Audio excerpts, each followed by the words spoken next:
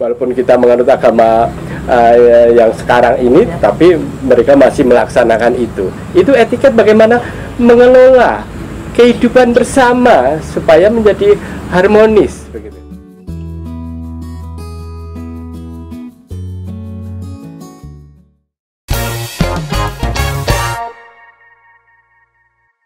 Baik, setelah tadi kita diskusi soal relasi penganut kepercayaan dan agama lokal dengan alam, sekarang kita singgung soal relasi dengan sesama manusia nih, Bu. Ya. Nah, kita tidak asing ya dengan istilah-istilah, misalnya kalau di Kristen ada misi gitu, ada dakwah. Terus dalam konteks konstruksi akademik tadi Mas Argo sudah singgung soal ada penaklukan di situ. Nah, bagaimana sebetulnya pengalaman komunitas sebetulnya merespon situasi-situasi itu gitu? Apakah karena setahu saya kan memang sangat terbuka kan, Bu, apa kepercayaan dan agama luar. Bagaimana mereka kemudian berhadapan dengan itu atau merespon itu gitu? Silakan. Gitu ya. Kalau tadi dipertanyakan bagaimana kita merespon ada gerakan-gerakan Islamisasi atau Kristenisasi begitu ya. Sebetulnya mereka punya gerakan itu untuk apa ya? Malah saya jadi bertanya nih. Kalau misalkan kita menghimpun massa, kita mengambil kita punya maksud untuk menambah massa di golongan kita. Apakah itu sebenarnya untuk apa ya? Seperti itu. Nah, ini kan menjadi sebuah pertanyaan yang kalau saya mengambil massa, apakah saya karena saya butuh massa, saya butuh kekuatan, saya butuh kekuatan, butuh support, butuh apa sehingga saya kalau sudah menghimpun itu menjadi the best. Apakah seperti itu maksudnya? Tetapi bagi kami penghayat, karena kita sudah terbiasa untuk mengolah rasa, terbiasa untuk bagaimana sih nyamanku, diriku ini, hidupku, karena apa yang menempa diriku sendiri ini adalah input-input yang aku buat sendiri. Seperti itu sangat kita pegang sekali. Jadi adanya pengaruh luar tadi itu, adanya ini hukum alam, adanya hukum timbal balik, itu sangat kita yakini itu gitu. Jadi bagi penghayat adanya gerakan-gerakan tersebut, kami ya nyaman-nyaman saja itu. Jadi artinya tidak terpengaruh seperti itu ya. Karena kita sudah nyaman dengan posisi kita gitu. Mengapa kita harus doyong ke sini? Mengapa kita harus doyong ke sini? Karena duduk ini udah nyaman nih loh. Untuk diriku sendiri, dan yang mengukur diri saya adalah saya sendiri, seperti itu. Jadi tidak kemudian jadi berhadapan-hadapan gitu ya, Bu ya, tapi menyesuaikan diri dengan kedatangan kelompok yang lain yang pengaruh-pengaruh dari luar itu gitu. Ya, menyesuaikan diri dalam artian kita menjaga keselarasan. Karena kita ini hidup kan dengan siapa saja, dengan siapa saja itu memiliki karakter, memiliki obsesi, memiliki apa-apa kepentingannya mereka. Nah, kami pun ketika kita sudah nyaman dengan hidup kita, dengan keyakinan kita, dengan apa yang kita lalui, kita alami dalam kehidupan ini, ya kita ya nyaman. Ketika orang sudah nyaman itu mau apa toh? Seperti itu. Baik, itu tadi pengalaman Bu Nur ya, pengalaman Bu Nur seperti itu. Jadi melihatnya itu ya sekarang cari ruang selarasnya saja dengan yang lain. Seperti itu. Mas Argo punya cerita apa kalau terkait dengan itu? Dengan sesama ya, dengan kalau kita lihat, kalau misalnya saya datang ke Sumba begitu ya, untuk awal begitu, kita baru ngobrol, belum kenal baik begitu, dia pasti dengan nada merendah begitu, pasti ya beginilah ini Mas, orang kafir seperti kita itu seperti ini begitu. Jadi di antara mereka sendiri itu kemudian istilahnya label kafir dari luar itu kemudian menjadi ya seperti inilah kami yang orang yang dianggap kafir seperti itu. Walaupun sebetulnya mereka ngomong seperti itu masuk dalam strategi yang kreatif tadi kalau saya ya, yang cerdik tadi ya. Karena apa? dia betul-betul tahu ketika berhadapan dengan siapa? Orang yang belum dikenal. Dia mengatakan ya kamilah orang kafir. Sehingga kalau masih ada ruang bagi mereka mau ngapain ini orang luar ini, begitu ya. Ini cerdik sekali, begitu. Walaupun begitu, mereka ternyata setelah kita kenal, setelah kita akrab, begitu, baru dia keluar bahwa ya beginilah kami karena ada kekuatan-kekuatan yang mungkin juga istilahnya membuat kita tidak nyaman, bahasanya seperti itu, buat kita tidak nyaman sehingga kami harus mengatakan seperti ini, gitu. Karena kekuatan tudingan-tudingan label entah kafir, menyembah berhala dan lain sebagainya, atau mungkin juga waktu itu para ilmuwan pun menghakimi dengan animisme, dinamisme tanpa melihat konteks yang ada, yang tidak mengenal Tuhan itu seperti apa. Artinya adalah mereka mengenal Tuhan, tetapi mungkin lewat yang dia pahami itu adalah ada perantaranya, yang tadi di awal saya katakan itu ya. Jadi tapi mereka itu sebenarnya tetap memelihara keharmonisan hubungan dengan sesama. Yang ini juga kalau harmoni sesama, kalau mereka itu juga pasti juga sangat bersinergis dengan memelihara hubungan dengan alam dan yang di atas tadi. Itu yang tadi saya katakan, kalau pikiran modern kan kita itu susah berpikir yang holistik ya, tetapi lebih ke dipecah-pecah. Wah, kita tidak dianggap ahli spesialisasi ini kalau tidak mendalami ini, padahal itu adalah semacam rajutan, ada saling keterkaitan, ada semacam apa hal yang mungkin yang untuk kehidupan ini mungkin dalam tanda petik dianggap baik. Nah, disinilah sebetulnya kalau kita lihat ada semacam persamaan orang yang dicap sebagai kepercayaan dan orang yang mengaku agama itu dua-duanya itu bisa menjadi semacam apa ya, arah penentu baik buruk. Kalau tidak ada arah penentu itu kan ya akan kacau ya. Hanya kalau dalam agama-agama yang kita anut sekarang itu lebih dosa itu lebih ke individu. Kalau di sana dosa mungkin saya melakukan ini walaupun individu, tetapi akibatnya akan mengguncangkan ini tadi relasi-relasi yang holistik ini tadi, yang saling terajut ini. Jadi mereka itu ketika ada apa ya, kalau yang menyebut kristenisasi, kemudian islamisasi, itu kok saya malah tidak banyak menemukan, atau mungkin belum menemukan lah ya, itu dikatakan orang-orang penghayat atau agama lokal. Itu biasanya justru orang-orang yang beragama yang ada di situ yang meributkan itu. Karena apa? Kalau tadi disinggung oleh Mas Leri di awal sesi ini, bahwa kalau Katolik itu ada misi, kalau Protestan ada sending, kalau Islam ada dakwah, itu menarik masuk kita, gitu. Ya pemahamannya menarik masuk bisa bermacam-macam, entah itu diselamatkan supaya dia mendapatkan akhirat atau apa, itu memang masing-masing punya pijakan sendiri-sendiri, ada logikanya sendiri-sendiri.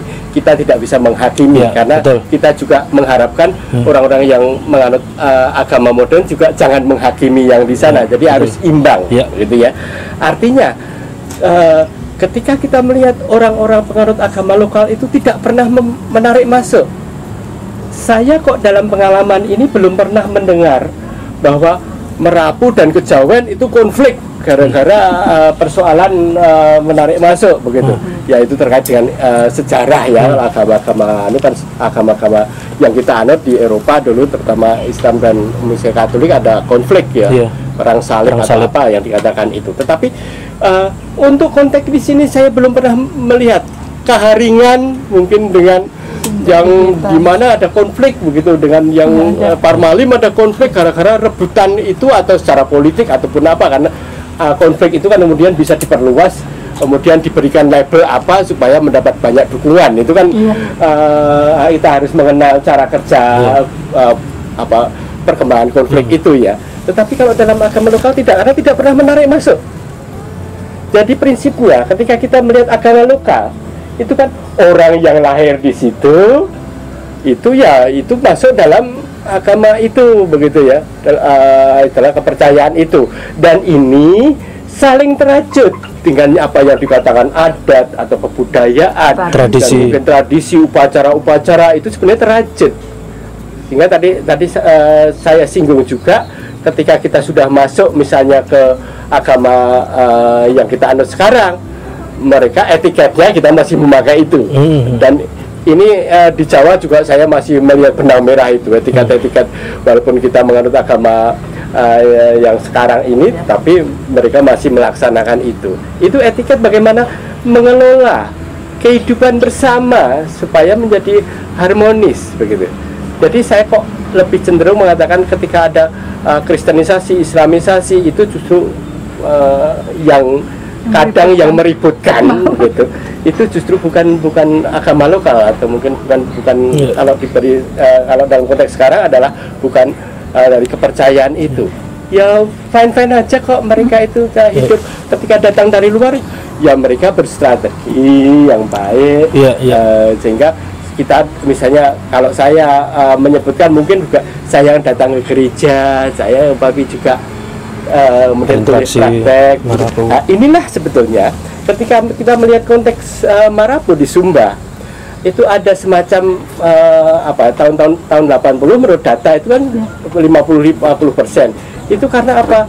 Gereja itu memperbolehkan begitu ya, dia datang ke gereja, tetapi juga setelah itu praktek dengan agama mereka, karena banyak larangan dari gereja sih sebetulnya, termasuk juga melihat hati ayam, jeroan ayam dan hati babi tadi juga dilarang, atau mungkin juga ada perkawinan beberapa kawin dengan beberapa istri begitu, itu juga dilarang. Tapi sementara itu dilarang, tidak dilarang, maaf. Jadi kaitannya kalau untuk di Sumba ya, untuk penganut Merapu itu secara formal ya, itu menjadi turun drastis itu sejak tahun 90 secara formal ya. Ketika pada tahun 90 itu ada, ini juga saya merefer pada Janet Huskin, ada sensus di mana kolom agama itu tidak ada pilihan lain selain 5 agama, waktu itu masih 5 agama ya. Jadi orang harus memilih gitu. Dan ini sehingga tahun 90 itu sampai sekarang ini kemudian menjadi cukup besar. Tapi tahun 80 itu hanya 50-50. Apalagi kalau kita lihat tahun 63 itu menurut data itu hanya yang Kristen itu bisa Katolik, bisa Protestan begitu ya. Itu hanya 16,3%. Tahun 68 kalau kita juga melihat 65 itu hanya istilah bertambah 7,7%. Jadi hanya 24% yang beragama Kristen pada tahun itu begitu ya.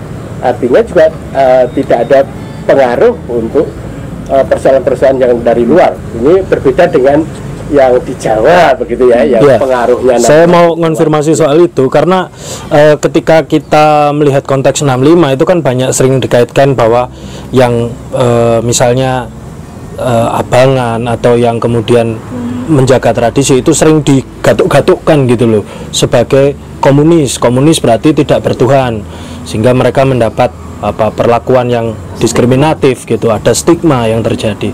Nah, pengalaman itu gimana di Sumba dan kemudian nanti di Jawa, apa dampaknya gitu? Itu yang harus kita gali supaya clear bahwa apakah itu terjadi di semua wilayah atau tidak gitu. Nah, yang di Sumba dulu gimana Mas? Ya, kalau di Sumba, kalau saya melihat itu juga tidak banyak pengaruhnya ya, karena Merapu di sana itu sudah sejak awal itu cukup dominan atau mayoritas memang Merapu, sehingga istilahnya klaim-klaim kayak gitu kan kadang juga keluar dari mungkin kita yang sudah menganggap beragama dari yang kita anut sekarang, bukan agama lokal ya, sehingga itu kan wah diklaim begitu sehingga menjadi ketakutan atau bahkan menjadi korban begitu. Kalau di Sumba kok saya melihat tidak ada kaitannya langsung begitu.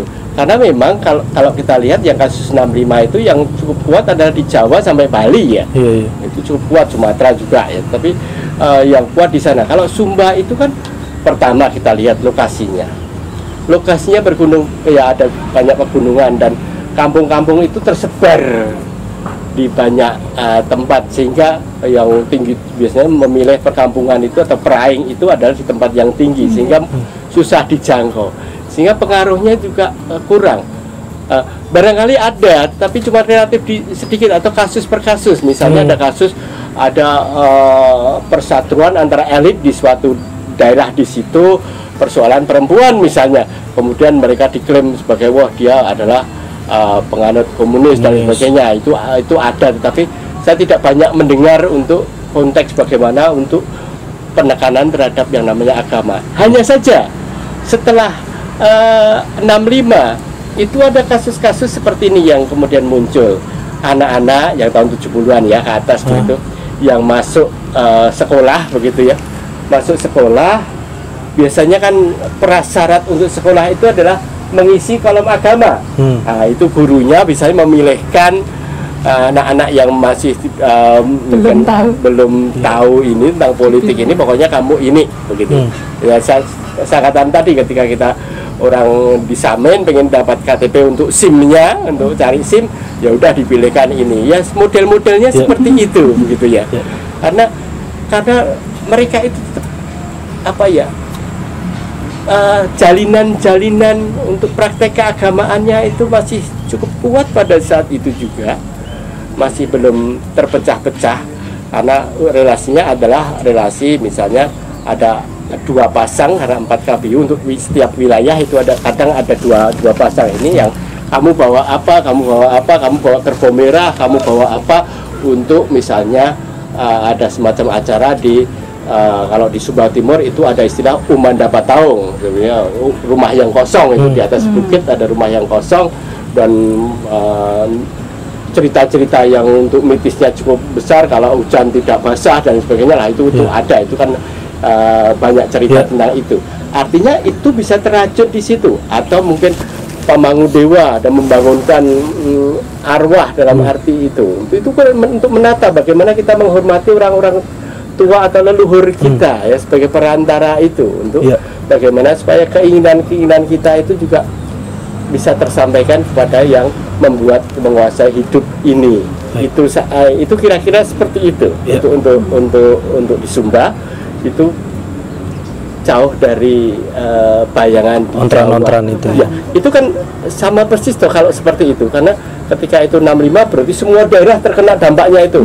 Oke, kena dampak tapi tidak langsung ya, sekolah dan sebagainya. Sama ketika kita ada klaim bahwa kita itu dijajah Belanda 350 tahun. Wah, di mana-mana kan kuat gitu. Padahal kalau kita lihat Belanda masuk itu di daerah tertentu itu baru 1900-an begitu, itu juga ada 1800 berapa, itu kan Jawa sehingga kan pusat pemerintahan di sini. Itu kira-kira seperti itu. Cerita Mas Argo itu melengkapi ya, jadi pengalaman atau ingatan dari Umbu Remi yang tadi juga kita tonton, bahwa ternyata orang Marapu cukup asing dengan itu, kecuali untuk dampak-dampak tidak langsungnya, termasuk ketika di sekolah dia harus memilih untuk mengikuti agama. Kalau di Jawa bagaimana, Bu? Kalau di Jawa konteks pengaruh 65. peristiwa 65 itu ya, karena kita itu para penghayat itu sudah settle ya, sudah nyaman dengan kepenghayatannya seperti itu. Nah, jadi saya rasa karena itu terjadi tahun-tahun, sudah berapa tahun dari sekarang ya? Berapa tahun ya ini? Tahun itu ya. Berpuluh-puluh tahun itu ya. Kalau kita pikir atau kita berpikiran cerdas atau kita lebih dewasa, itu toh kan dulu ya. Sekarang apa yang harus kita tempuh dalam langkah sekarang ini? Seperti misalkan mereka di penghayat ini kan pada ramai itu ya tentang KTP ya. KTP itu sudah diperjuangkan kemarin-kemarin. Sekarang bagaimana langkah kita sekarang ini untuk melangkah sesuai dengan apa yang terjadi sekarang ini, seperti itu.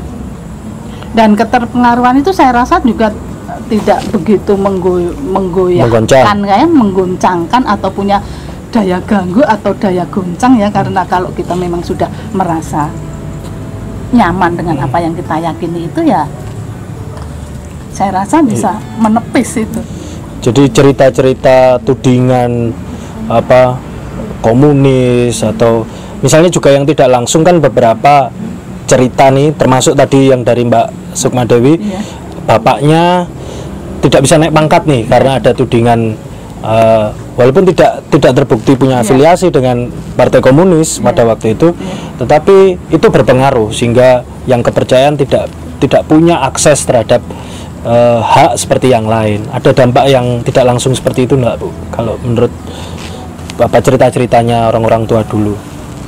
Kalau dulu memang ya, kalau dulu cerita kakek, cerita bapak memang seperti itu ya.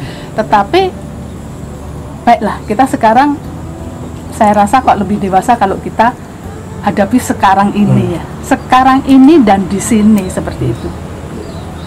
Seperti itu. Karena memang kalau kita kembali lagi ke sejarah lama, apalagi yang pilu, yang sedih, yang ini energinya kita harus energi akan mempengaruhi kita untuk terbawa ke situasi itu.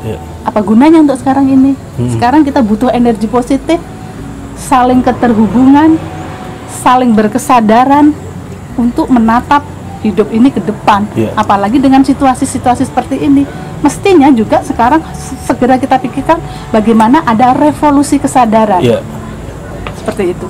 Jadi kita lihat konteks hari ini. Konteks ya. Hidup di hari ini. Jangan selalu ditanyakan bagaimana G30 SPKI, bagaimana KTP, bagaimana. Berarti sering Bu ya yang tanya soal itu. Sering sekali tanya seperti itu. Dan untuk apa tanya seperti itu? Untuk kepentingan siapa pertanyaan itu? Kalau kami kepentingannya sudah nyaman ya sudah, kita teruskan aja kenyamanan ini seperti itu. Begitu. Baik, terima kasih Bu. Mas Argo, sepertinya menahan. Oke, saya mungkin sedikit cerita ya, karena memang 65 itu tadi dikatakan memang buat pilu begitu. Itu memang kita belajar dari pengalaman begitu ya. Ya pengalaman dalam konteks di Jawa, kemudian kalau kita lihat statistik begitu ya, kemudian ada lonjakan orang yang kemudian mengkonvert atau mungkin apa ya, kemudian berpindah ke agama yang dianut secara resmi untuk diakui di Indonesia begitu, itu cukup besar. Artinya bahwa sebetulnya peristiwa 65 itu juga dalam arti menjadi semacam apa namanya, pukulan yang luar biasa, dan juga pada efek-efek selanjutnya gitu ya. Misalnya ini contoh kasus sedikit aja. Ketika saya mencoba untuk waktu itu sedikit mengadakan riset tentang mitologi Kanjeng Ratu Kidul begitu ya, relasinya dengan Kesultanan Yogyakarta, itu para penganut praktek agama lokal itu membahasakan dengan bahasa yang cukup halus. Dia tidak akan, kalau ditanya itu, oh saya mau kemana Pak begitu ya, oh saya mau ke Selogilang atau ke Parangkusumo untuk mengadakan doa pada Ratu Pantai Selatan begitu. Tidak seperti itu, tetapi dengan bahasa halus, bahasa Jawa yang nanti saya akan terjemahkan. Oh pulau badhe ngidul, saya akan pergi ke selatan. Ini adalah bahasa-bahasa yang perlu kita tangkap, yang cantik dan cerdas, karena dia menghadapi situasi itu. Artinya bisa dua, dia tetap nyaman melakukan, tetapi dia berstrategi dengan itu, tetap ada dampaknya. Ini dampak yang setelah 65 agak jauh itu juga kemudian adalah itu apa namanya, hal-hal kayak gitu. Kemudian dalam generasi sekarang juga banyak orang-orang, anak-anak muda itu sudah tidak mengenal lagi yang namanya kejawen itu seperti apa. Artinya adalah prinsip-prinsipnya. dia taunya adalah yang namanya kejawen, dan nanti kejawen ini juga kemudian banyak paguyuban-paguyubannya ya. Itu kemudian dia mengenalnya adalah, wah itu bukan agama, itu kepercayaan, karena itu kan ada perbedaan ya secara politik ya, walaupun dalam antropologi dia adalah juga agama lokal, tetapi kemudian ini menjadi dalam tanda petik bumerang juga bagi kita generasi muda yang tidak pernah mau mengenal apa sih yang ada di dalam agama lokal kita. Ada keharmonisan, ada kearifan apa, itu tidak pernah dilihat. Walaupun kemudian banyak anak-anak muda juga yang kemudian cerdik atau cerdas tadi, dia juga mengconvert dirinya atau berpindah agama pada agama yang kita anut sekarang, tetapi juga dia secara mencuri-curi dia juga belajar, dan ini sekarang ini memang bisa dikatakan ini nyaman, tetapi sebetulnya kan ini juga kita butuh bagaimana kita bisa merengkuh yang berbeda itu, kan kalau memang itu untuk kebaikan sesama dan kebaikan lingkungan, kenapa tidak kita rengkuh untuk juga kita beri semacam wadah yang cukup baik, terutama juga ketika kita berrelasi. Oh, apa kamu, aku kejawen, pasti sekarang juga masih ada apa namanya, kekagetan klik-klik macam itu ya. Iya toh, kejawen kok aneh begitu ya. Padahal dengan kekayaan kearifan yang pengetahuan yang ada dalam masyarakat kita yang sejak negara ini berdiri begitu, itu justru dianggap aneh. Kita melihat kearifannya deh. Kan, dan itu bisa muncul ke praktek-praktek, karena sekarang yang dibicarakan adalah hanya praktek-prakteknya. Bisa kita lihat beberapa waktu yang lalu untuk kalau Labuan menimbulkan tsunami, itu kan ada stigma-stigma seperti itu, dan itu membuat resah sebetulnya oleh pelaku atau yang praktek tentang Labuan. Ada apa kok dilarang? Bingung kan? Karena itu ya, mungkin yang melarang itu juga menggunakan kacamatanya dan itu menjadi suatu kebenaran yang dianut, itu juga monggo, tetapi jangan sampai kemudian kita juga membuat menderita orang, membuat menekan orang, dan juga karena agama lokal sendiri kan lebih mengakui ya kita sama-sama yang kita tuju adalah yang di atas. Itu kalau dari saya.